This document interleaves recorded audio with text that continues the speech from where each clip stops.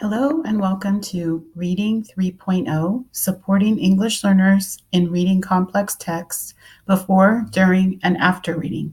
This is part 3 of the 3-part series, presented by California Reading and Literacy Project, Fresno Area Region, and today is May 25th, 2018. I am Jean Kofelt-Berletic, and I am a CRLP teacher leader and a 5th grade teacher. I have been with CRLP for most of my teaching career, about 20 of my 21 years. I have a passion for literacy, language, teaching, and learning. And if you would like to contact me after today's webinar, you can contact me at jeanberletic@gmail.com. Today's outcomes are to examine the organization of instruction and scaffolding after close reading, to explore oral and written opportunities for students to demonstrate their understanding, and to use real classroom examples to examine strategies for supporting students' comprehension after reading. To begin with, we'll think about scaffolding expressive tasks. And this is really where we're thinking, how will students show what they know after the learning? That would be the content using appropriate academic language. So the rationale and purpose behind scaffolding expressive tasks falls to the decision of what to teach and plan for the after reading phase of the lesson, and it's key to the backward mapping of the entire lesson or lesson series. And with that, I mean, we have to know where we're going before we start the series of lessons. So we know that we are planning a path to success in that for our students. So we have to consider what content students will be learning and what's in the text, whether it's a written text, a video, or visual images, or a conversation. How will they be expected to demonstrate their understanding? Again, in context of the content, and what are we going to ask them to do with it? Are they going to explain it? Are they going to compare and contrast? We also have to think about how they will be demonstrating it orally and in writing. So components of instruction and scaffolding include structured language practice with functional language patterns, graphic organizers for the expressive task, collaborative conversations linked to the expressive task, and providing feedback to students. To prepare, we have to teach or review functional language patterns. So in this part, this is preparing students for it. And this type of instruction is focused on what students are doing, how they're thinking about what the content is, and how they will be expected to express it orally and in writing. This instruction can happen during designated ELD time, or it can happen alongside the instruction depending on the class and the levels of language learners you have.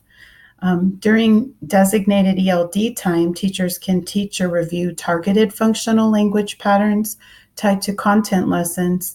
And in this one, we're using familiar topics. So this connects to the modulation of instruction. So we want to give them a familiar context with familiar vocabulary, something they've worked with before, while we're using the more complex academic language, for instance, of cause and effect or compare and contrast, etc. For example, if the language function is compare and contrast, the teacher might use a familiar topic such as comparing characters from a story or contrasting two things like skateboarding and snowboarding. So things that they have great facility of talking about, familiar stories or activities that they do, but the sophisticated language that goes along with comparing and contrasting those things. And I have some examples. Here's an example of a task that students will be expected to do, and this would be in their regular English language arts class.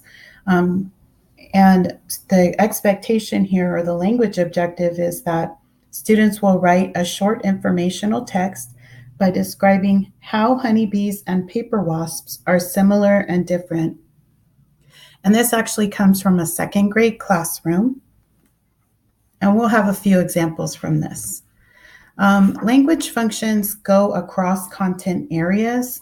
So there's a lot of power in focusing on the functional language. And when we say functional language, we're really thinking about how are students thinking about the content that they're learning. And some examples of purposes for using language across content areas are classifying and categorizing, comparing and contrasting, describing, drawing conclusions and making inferences, formulating questions, formulating and revising conjectures, identifying cause and effect, main idea and key details, predicting, evaluating and making judgments, sequencing events, summarizing, and taking and supporting a position. So there are many examples of how these might cross different content areas. Classifying and categorizing a lot of times comes up in areas like math and science and social studies, as well as in their writing and production in language arts. And you can see there are lots of different ones that go across everything. So when you teach these language functions lessons, you can apply that to a lot of different contexts. So you really get a lot of bang for your buck by focusing on these. This example we'll continue with of comparing and contrasting. This is pulled out from our Rally training. So results, academic language, and literacy instruction. And in this, we're looking at some of the functions that we just showed and focusing with comparing and contrasting. There are also prerequisite functions to that. So prerequisite to comparing and contrasting is describing things, characters, and locations. And you can think of it like, I won't be able to compare and contrast two things if I couldn't first describe each of those things. So describing is one of those prerequisite skills. It's prerequisite to many, many different functions, and being able to describe something gets kids started down the right road with a lot of different things. So that's one that we start in the early grades and it continues on. You may need to go back to a language lesson on that if students are struggling with comparing and contrasting. That could be one of the reasons why. But in this example that I'm showing you, the teachers had actually already worked on describing, and I'll show you some examples of how they organized that and use that kind of as a jumping off point.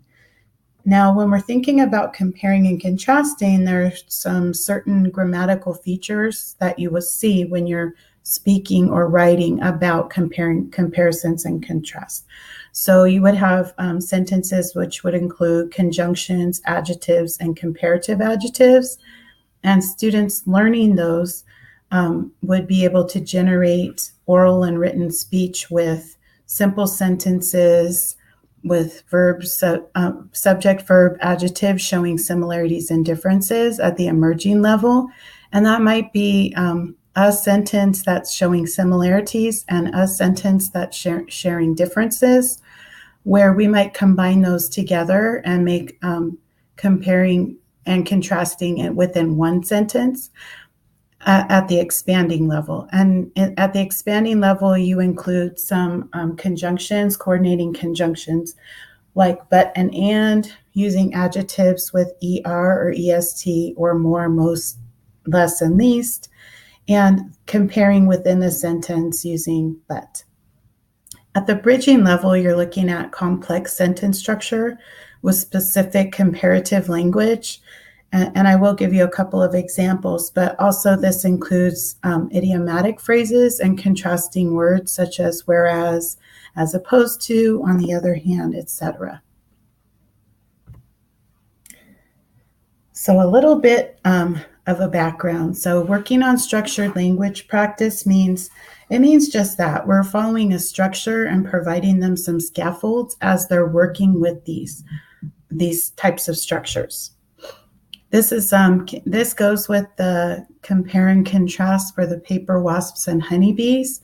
This lesson happened outside of ELA during designated ELD. And we started by having students compare, again, these are second graders, looking at these two dogs. So we're starting with really describing here, what do you notice about these two dogs?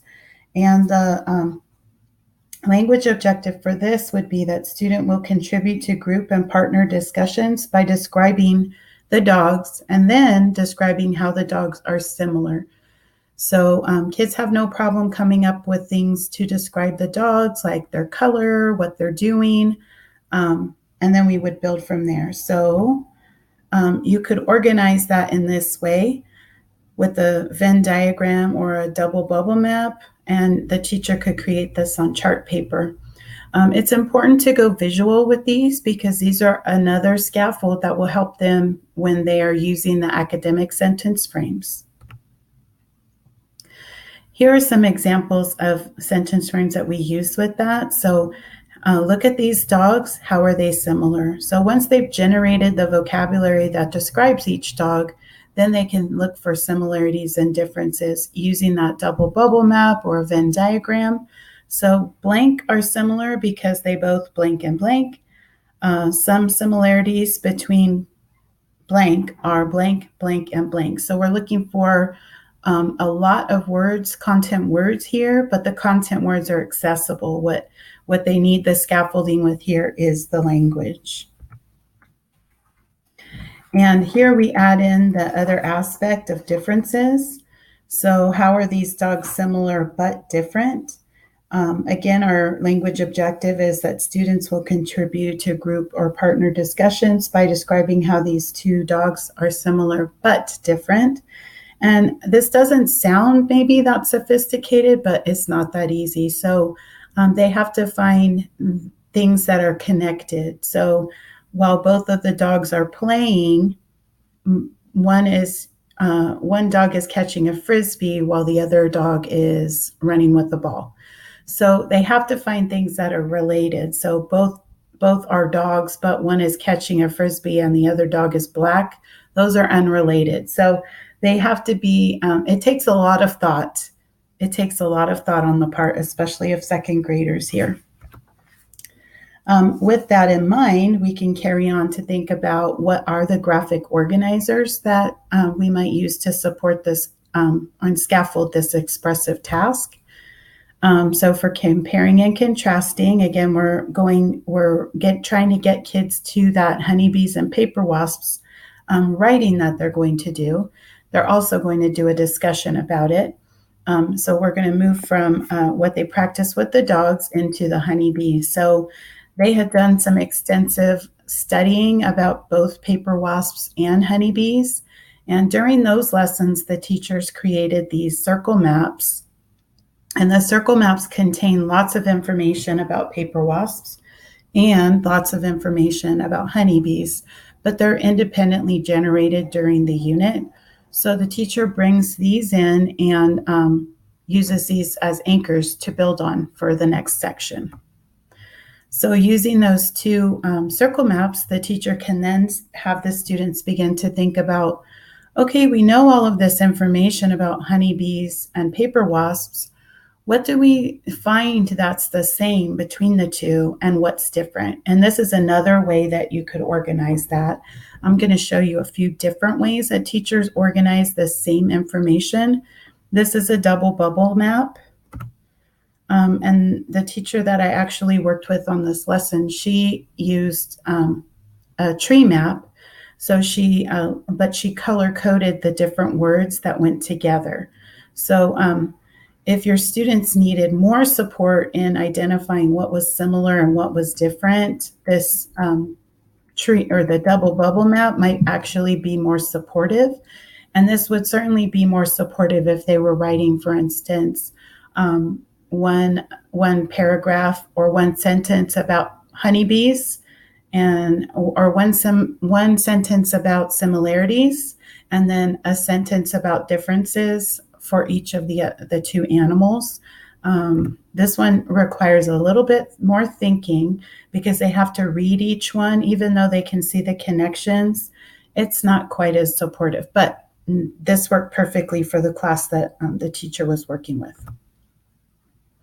The next step was to have some collaborative conversations around what the topic was. So now they've practiced, they've had conversations about similarities and differences in the dogs.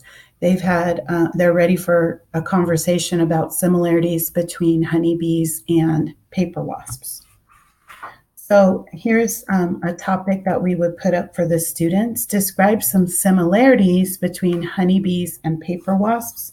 And at this point, we have the visual support. Well, we have the compare and contrast graphic organizer up, and we are providing students with sentence frames to support their talking about the similarities.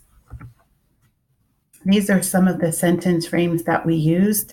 The students in this class, the majority of the English learners, were at level 3 or 4 on the CELT. And this is an example of the frame. And how they might have filled it out would be honeybees and paper wasps are insects. So they both have 6 legs, 3 body parts, and an exoskeleton. They also could have said some similarities between honeybees and paper wasps are they both have queens, they both lived in colonies, and they both have wings, or they're both insects. Now we move on to the differences. So how are the honeybee and the paper wasp nests different? So this actually focused them a lot because they could talk about differences, but this one really narrowed it down to the nests because the colonies and everything else are quite similar, but their nests are what really sets them apart. So in this one, they would talk about where they build the nest, what they use, materials they use to build the nest, and it really gets to a deeper level with the content that they've been learning. And finally, we get back to how are honeybees and paper wasps similar but different? And now we've gone down this road from dogs to talking about similarities and talking about differences to that connected one where we really have to think of a similarity that also leads to a difference. And here are the sentence frames that we used. Even though both blank and blank blank, blank blank while blank blank.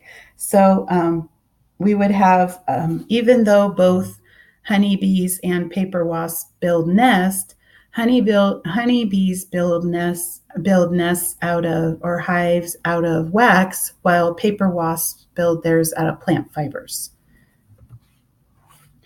And once they've gone through all of the talking part of it, they get to write. So now this is where it all comes together, where the students are actually putting their thoughts on paper. So how are honeybees and paper wasps similar but different? So they've had lots of opportunities to talk about it, hear other people talk about it. In this case, the teacher removed the sentence frame posters before they wrote, but left up the visual so they could see the organization of similarities and differences. So I have some examples of student work, and they would be the oral and then the expressive tasks. Here's the example of the student writing. So honeybees and paper wasps are different because honeybees build their cells out of wax, while paper wasps build their nests out of dry grass and wood. Also, paper wasp cells are delicate. However, honeybees' cells are sturdy. 2 similarities are they both go through incomplete metamorphosis. Also, both have queen as a leader. Also, both make cells and live in colonies, which means they live in big groups. So you have a lot of content information, and this student did not rely heavily on the frames, but certainly demonstrates their understanding of similarities and differences. Of course, there are always teaching points, and that's the great thing we get when we have examples in their writing. Another example Honeybees and paper wasps may live in different habitats, but they have similarities and differences. Both insects live in colonies. They are both insects, which means they have 6 legs. Both go through metamorphosis, which means they have 4 stages of life.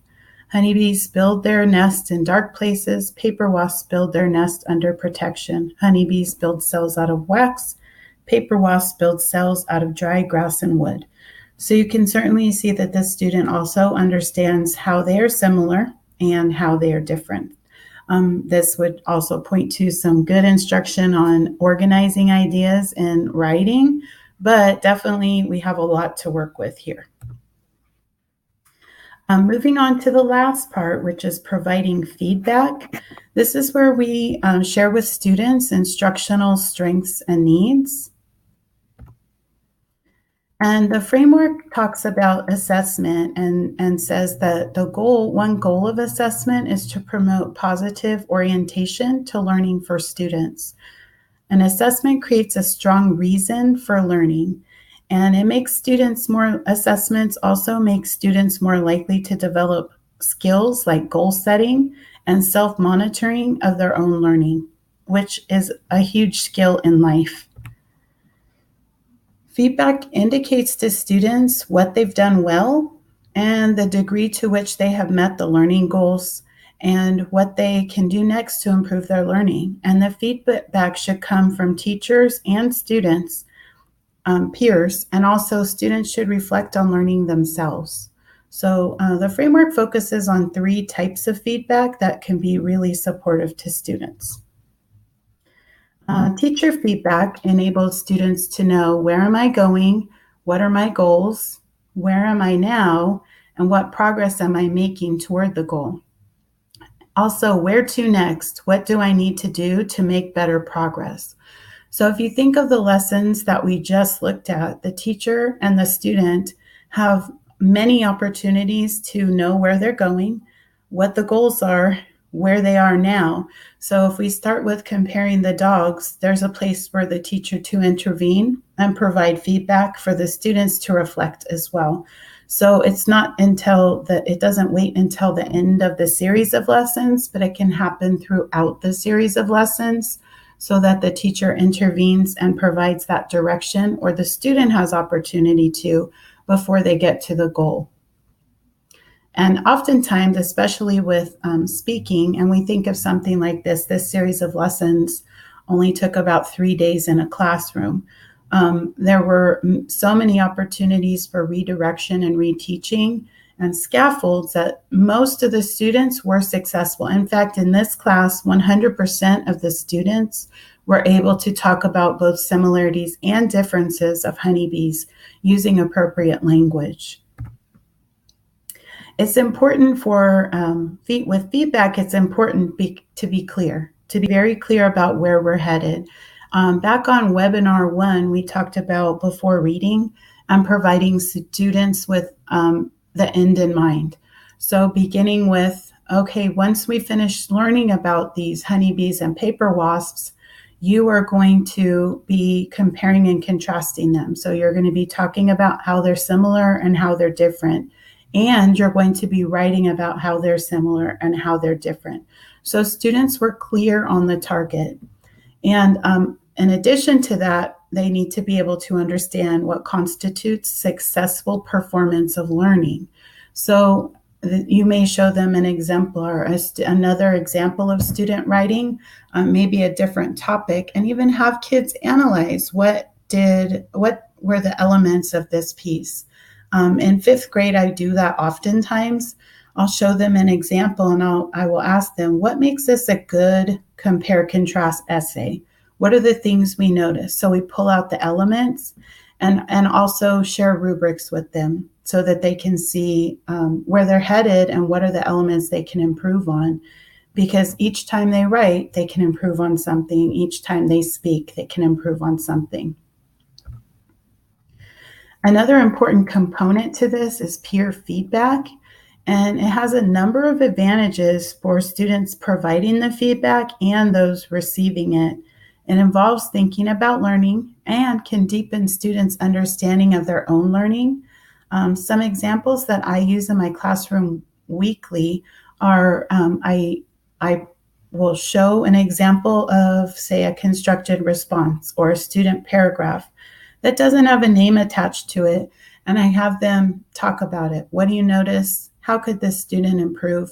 And then the ideas of it come from the class.